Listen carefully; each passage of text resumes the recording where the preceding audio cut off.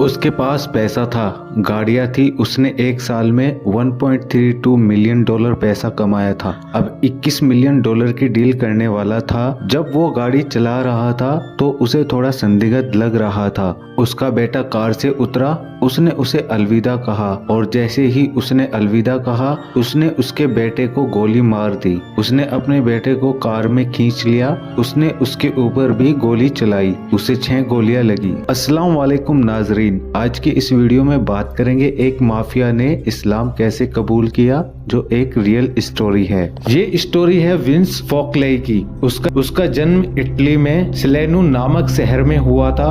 وہ جب 6 سال کا تھا اٹلی سے آسٹریلیا چلا گیا۔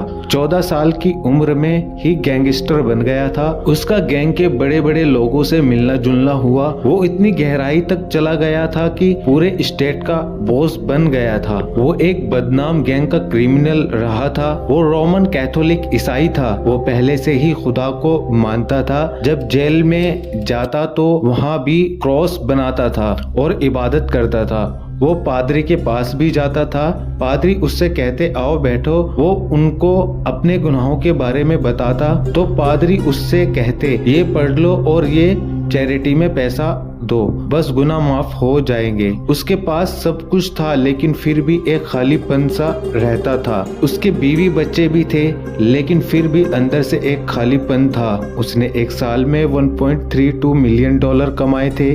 پھر اس کا گینگ والوں سے جھگڑا ہوا اور وہ الگ ہو گیا، لیکن کچھ عرب لوگ اس کے ساتھ بزنس کرنا چاہتے تھے۔ اس سے پہلے وہ مسلمانوں کو نہیں جانتا تھا۔ جب اس نے دیکھا کہ وہ لوگ وضو کر کے نماز پڑھ رہے تھے تو اس نے ان سے پوچھا یہ کیا ہے؟ وہ بولے نماز۔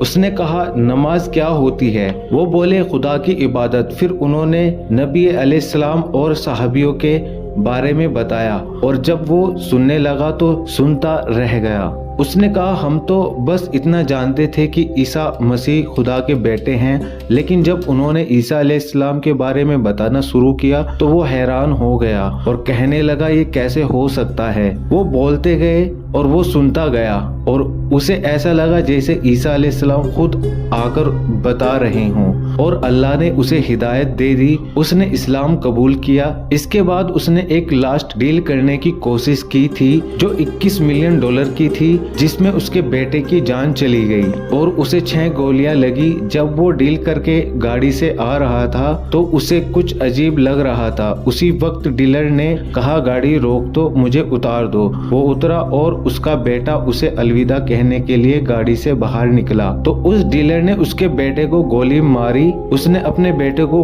گاڑی میں کھینچ لیا اور اس نے اس کو بھی گولی ماری، لیکن اس کو پتہ نہیں چلا۔ اس نے گاڑی دوڑائی اور اپنے بیٹے کو ہاسپٹل لے گیا اور مغفرت کی دعا کرتا رہا، لیکن اس کے بیٹے نے اس کے ہاتھوں میں ہی دم توڑ دیا تھا اور وہ بچ گیا تھا۔ پھر اسے جیل میں ڈال دیا گیا۔ اس کے دل پر ایک بوجھ تھا، وہ اپنے بیٹے کے دفن میں شامل نہ ہو سکا۔ جب وہ جیل میں تھا اس نے قرآن کی یہ آیت پڑھی، سورہ آل عمران 145، کسی بھی جان کو یہ ادھیکار نہیں کہ وہ اللہ کی اجازت کے بنا مرے۔ ہر موت ایک طے سمے پر لکھی ہوئی ہے۔ جو کوئی دنیا کا بدلہ چاہتا ہے ہم اسے اس میں سے دے دیتے ہیں، اور جو آخرت کا بدلہ چاہتا ہے ہم اسے اس میں سے دے دیتے ہیں، اور ہم شکر کرنے والوں کو ضرور بدلہ دیں گے۔ اسے یہ آیت پڑھ کر بہت سکون ملا اور اس نے اللہ کا شکر ادا کیا اور بہت ہی خوش تھا کیونکہ اسے سکون ملا۔ پھر ایک نئی زندگی کی شروعات ہوئی۔